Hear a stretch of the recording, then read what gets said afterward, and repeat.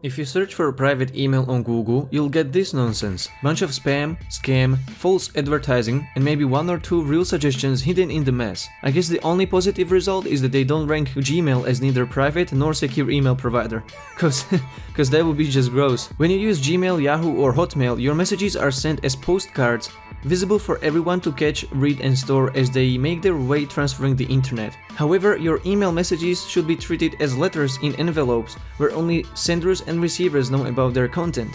Isn't every email secure? No. Encryption forbids the business model for the infamous tech monopolies like Google or Microsoft. If they encrypted your mailbox, they couldn't read your Gmail or Hotmail messages and send them to the advertisers for targeted manipulation. Only ethical email providers that don't require you to pay with your private data for using their services also give you secure email accounts. I want to make this easy to follow guides to private email providers so that you, dear internet citizen, have several options of private, secure and encrypted email accounts to choose from. You know, just like the free market should actually be without monopoly abuses. Even though Google, Yahoo and Microsoft don't want you to know it, there are plenty of Gmail, Yahoo and Hotmail alternatives that keep your messages private and secure from prying eyes of advertisers and governments. Email communication is personal and should be completely private. When Gmail takes your private email messages to make profit off of you, they're exposing your data to hackers, cybercriminals, identity thieves, and governments around the world you can't trust. When your email provider gets hacked, like Yahoo did a couple of years ago revealing data of its billion users, you should know about it immediately and not after your login credentials have been on sale on the darknet for 3 years. You should not be required to have a blind faith in your provider, but the code of the service you use should be available to public to audit it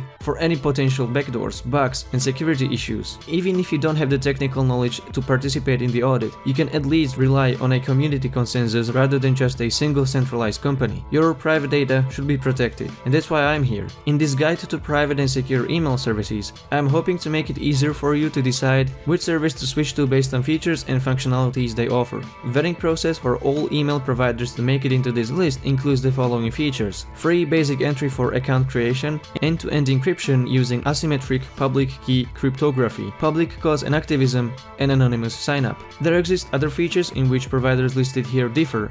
Do they own their domain? Can you pay with cryptocurrency for premium plans? Do they have a mobile app? Do they support IMAP or POP for account exposed to use their emails on mail client like Mozilla Thunderbird? Can you sign in through Tor with an onion link? What account verification do they require? How user-friendly is their interface? What other features do they offer? I'm going to talk about these features in all 4 cases, but I'm not going to make any judgments about their email services. It's up to you to make your choice based on what you consider most important with your email provider.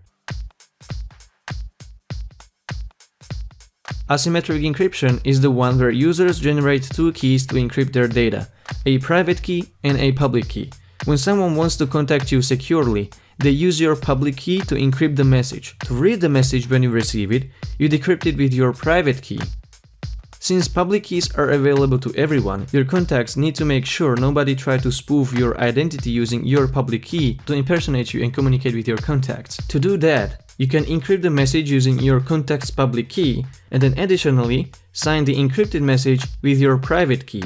Your contact receives the message and then verifies your identity by pairing the signature encrypted by your private key with your public key available to them. In case of a match, your contact then proceeds to read the message you encrypted with their public key by decrypting it with their private key. You can either manage these keys yourself, which means each time you want to securely communicate with a new email account, you'll need to manually exchange public keys between one another. This gives you maximum security, because only you have the access to your private keys to unlock your messages. It's a slower and less convenient method, but certainly more secure. If you want to sacrifice a little bit of security for significantly more convenience, you can turn to these email providers that offer various implementations of end-to-end encryption. The good news is that you don't need any technical knowledge. You don't even need to understand public key cryptography I tried to briefly explain before. The manipulation of your email account is the same as with Gmail. You'll still have a private account that only you can access and only you can read the messages from. The only trade-off is that private keys are copied to the provider servers to decrypt your messages when you log in. To maintain the end-to-end aspect of encryption, the private keys are locked by your password that these private email services cannot access. If you forget your password,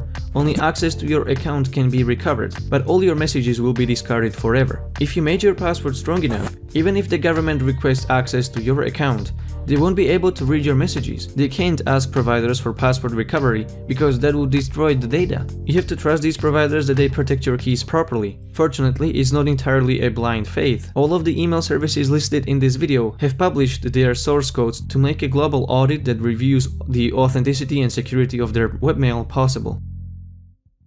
The first private email we are going to look at is Tutanota. Tutanota is a free and open source email service based in Germany. The name stems from Latin and translates as secure message. The service offers intuitive, minimalistic and natural web design. It's only an email service, so there is nothing else in your way. No external links, no advertisements, no flashy JavaScript. Tutanota lets you create your secure email anonymously.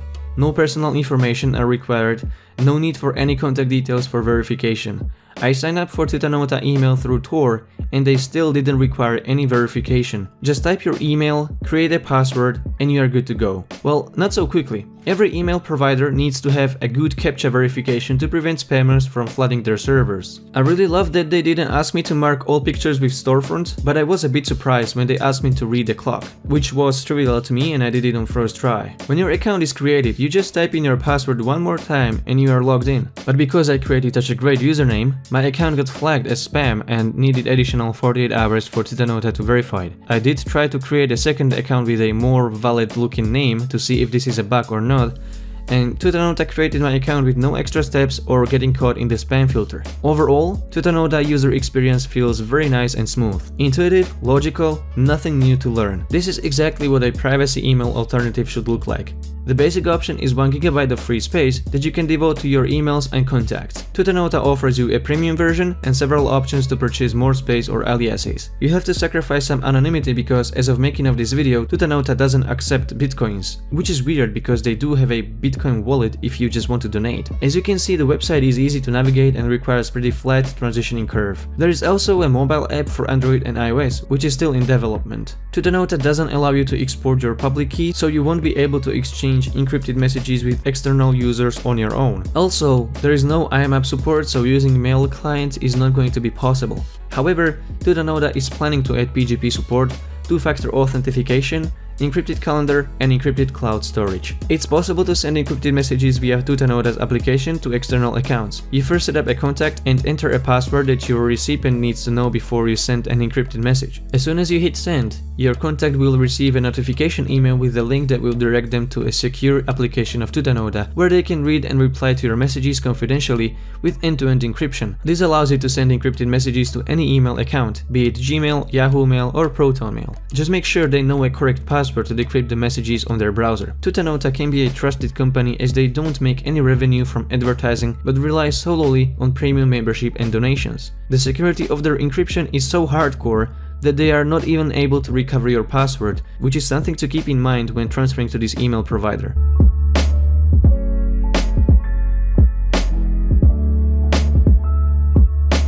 Next encrypted email service is provided by MailFence. This is another end-to-end encrypted email service, but unlike Tutanota, MailFence supports OpenPGP so that you can manually exchange encryption keys independently from MailFence servers. This is of course an extra security step because you are in full control, but I leave it up to your judgment whether you want this much control or could bring yourself to trust a company with protection of your data. MailFence is based in Belgium, which generally offers stronger privacy customs than any of the Five Eyes countries. The website's interface is also simple and clean looking. Right in front, it asks you if you want to sign up for a secure and private email service.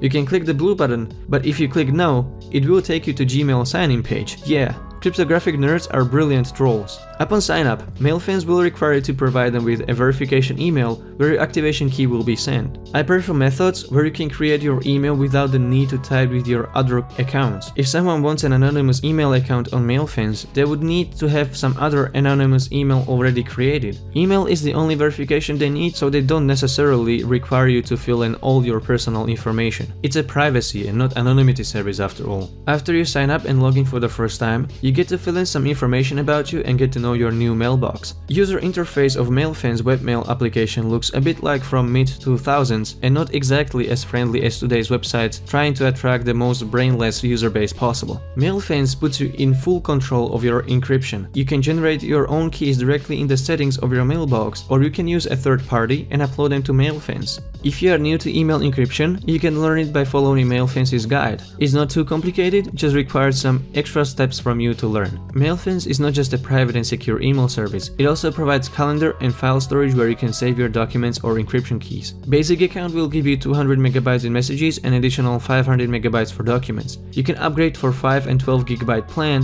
with unlimited calendars and contacts, or get a pro account with 30 gigs in messages and 24 gigs in documents for only a little over $8 a month. The best thing is that you can pay with bitcoins, so if you set up your account with an anonymous email address, you can still remain anonymous by paying in cryptocurrency. Another option is this route. This company offers various services and webmail is just one out of many applications. As you can tell, this route is trying to go about their experience different way. It looks like they're trying to attract people who can't afford not to use encryption, like journalists, reporters, activists, political refugees, and so on. This route is one of the 2 services on the list that, similarly to MailFans, enables you to use third-party mail clients via POP or IMAP to store your messages locally. This route is encrypted with SSL and TLS to transfer your messages as envelope and not a postcard. Signing up is not difficult either. You don't even need to supply any additional account. There are security questions to secure your new address. I personally don't like this method because many answers to the security questions can be easily social engineered by reading your social media profiles. If they want to keep this method, I would suggest they allow you to make your own questions rather than use the most easily guessable answer to the question, "What's your mother's maiden name?" After my account was successfully created, it prompted me to a dashboard, which kind of confused me because I wanted to see my mailbox and this wasn't it. Then I realized I have to use this route's main page and use the login button. Design of their webmail is by default actually very elegant and sleek. You have all the features this route provides you one click away. I'm also surprised that, despite being fairly new, their interface is translated to so many foreign languages, like actual mailbox and not just main website. ProtonMail should definitely take notes on this one. You are allowed to make some basic customization and create filters for your inbox. Themes are a nice feature to have that personal feel with your email, something I didn't see much with other private emails. For server-side encryption, this route uses GPG encryption, where you are not in control of your keys. If you want that extra security and are willing to trade some convenience, you can generate OpenPGP keys and manage your encryption manually on a desktop mail client. This route gives you access to a range of applications like calendar, file storage, and other stuff, which I'm not going to get into because this is about mail security and privacy. You can check it out yourself and see how this route's offer balances against other secure email providers in this video. This route gives you option to enable second factor authentication, which is another great feature. You can view your activity, which can also be useful to observe any potential breaches. And calendar also looks very nice. Final offer on the list is Swiss-based encrypted email service made by ProtonMail. Developed by scientists from CERN and MIT, ProtonMail offers top security and privacy in their end-to-end encrypted webmail application. ProtonMail has simplicity without sacrificing security in their core, and they really do a good job. Setting up your email account cannot be any easier. Pick a username, create a password, avoid recovery mail option if you want to stay hidden. I use Tor to sign up for a ProtonMail account to see if they cheat me and require some personal identification, but I was not disappointed. There are several options to choose from, either email, SMS, donate, or CAPTCHA. ProtonMail now takes bitcoins if you want to support their service and stay anonymous. But if you can't do that for some reason, CAPTCHA is also an option. A lot of CAPTCHA in this case. But you'll get there eventually and your account will be created in no time. Right off the bat, ProtonMail will greet you with 4 messages. This may be annoying to someone, but from my perspective, it gives me a nice first look at my new mailbox, and I can actually start interacting with it while being guided with this ProtonMail tutorial. It boots up with vertical layout by default, but you can switch to horizontal with one click from your inbox without going to the settings tab. I think that's pretty neat. With 500 MB of inbox data for free, you are given tons of features. You can sort your mailbox with labels. In the settings menu, you can manage your ProtonMail subscription that notifies you about important information regarding their service, and also tweak some other webmail actions. ProtonMail offers two-factor authentication, but you can also create a separate mailbox password. This way, when you want to sign in, you are going to have to enter your login password to access your account, and then mailbox password to decrypt your messages. If you lose your mailbox password, you can still access your account, but your messages will be discarded. To upgrade from basic, there are several premium options as well as option to buy Proton VPN. While their VPN might have some credible merits, good security practice is to avoid having all eggs in one basket, a rule that so many sysadmins ignore in today's times. Do with that information whatever you will. You can upgrade your storage, addresses, make a custom domain, and get some extra features like filters, autoresponder, and more. You can pay for all these nice things with bitcoins.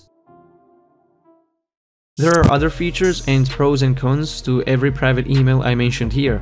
If I didn't get to some of them that you might think are important, tell us about them in the comments. This video aims to make a simple guide to the best private and secure email providers that internet citizens can switch to as alternatives to Gmail or Hotmail. I hope I helped you make a decision on which service to choose from. You can adjust your choice according to your needs.